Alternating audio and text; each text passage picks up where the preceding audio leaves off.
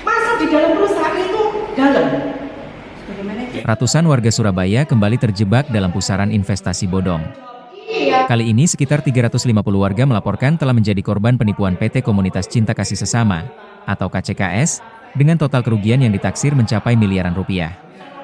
Situasi memanas saat puluhan korban mendatangi kediaman Vanessa yang diduga sebagai salah satu manajemen KCKS, di Villa Kalijudan Indah Mulyorejo, Surabaya pada Kamis, 15 Januari 2026. Pertemuan akhirnya dialihkan ke balai pertemuan setempat, demi menjaga kondusivitas dengan mediasi langsung dari Wali Kota Surabaya, Armuji.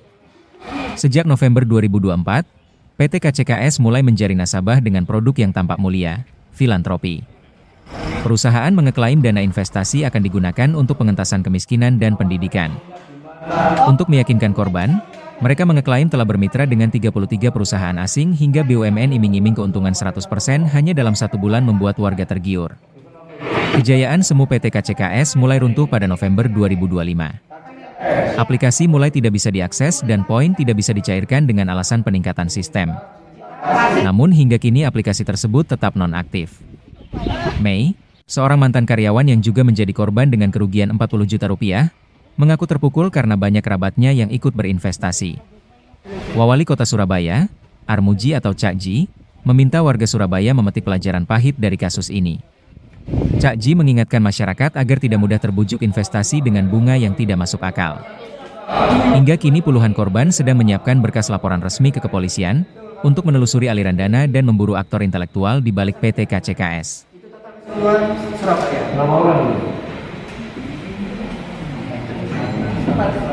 Surabaya itu ratusan, Pak, 500 apa? 500. Namanya Mr. Jack kalau Inggrisnya. Kalau mandarinnya Mr. Ahok. Nah, orang itu di Surabaya sejak kapan dulu?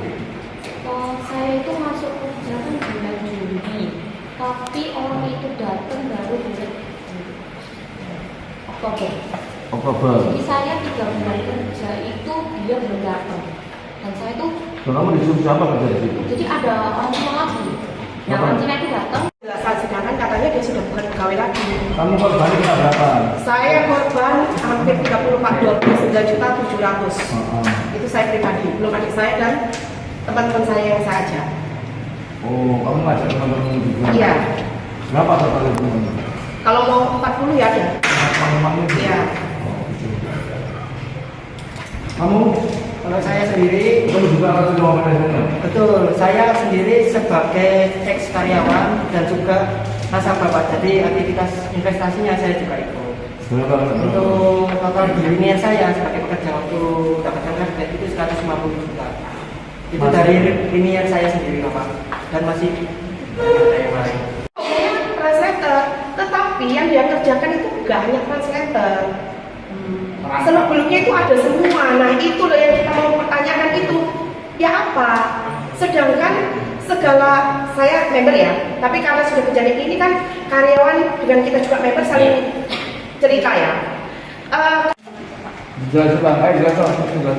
Korban-korban jelaskan. Kalau kita korban minta itu kejelasan.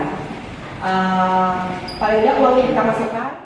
Mbak, harapan Mbak terhadap investasi bodong ini apa, Mbak? Ya uang bisa kembali. Ada titik terang dari Vanessa. Vanessa itu siapa? Vanessa itu memang sebagai translator aja, tapi di dalam perusahaan ya itu wewenangnya besar. Iya. Kan dia terakhir itu manajer, Pak. Dia tahu Baik. sebenarnya perusahaan. Nah, ini kan ada miliaran di sini ya, yang total kerugian diperkirakan berapa? Kalau Mbak sendiri berapa? Kalau saya hampir 100 juta. 100, Mbak Kalau saya malah 40 lah. Kurang lebih 40 juta. Nah, dari sekian ini kan ingin kembali, sementara mereka masih belum mau. Ya, langkah selanjutnya apa? Mereka minta kalau jalur keluarga tidak mau. Mintanya jalur ya ini sementara kita mau bukan jalur yang mereka Sama member-member yang lain. member yang lain. Soalnya dia juga, kita lihat laporannya laporan ke bos. Baik. Nah, kalau yang sudah nggak ada. Jangan gampang terbawa dengan iming-iming investasi online, investasi apalah namanya, yang kiranya nanti menganggap mendapatkan suatu imbalan yang luar biasa. anggapnya bunga yang cukup tinggi. Sekali 2 kali lancar bayarnya, 4 kali lancar. Katakan investasi 100 juta, mereka dikasih per bulannya misalkan, per bulannya 10 juta. 5 kali mereka lancar 10 juta, tapi begitu sisanya hilang. Nah ini kan suatu iming-iming yang nggak masuk akal, dan ini seringkali terjadi. Jangan gampang terbawa iming-iming investasi seperti itu. Kalau nggak yakin betul, kalau nggak kiranya itu benar-benar masuk akal, bunga itu di atas bunga bank, terus pasti kejadiannya nanti akan seperti itu. Kalau terkait dengan ini investasi yang saat ini ada ratusan warga Surabaya tertipu investasi, langkah selanjutnya apa ini? Mereka harus ngapain mereka?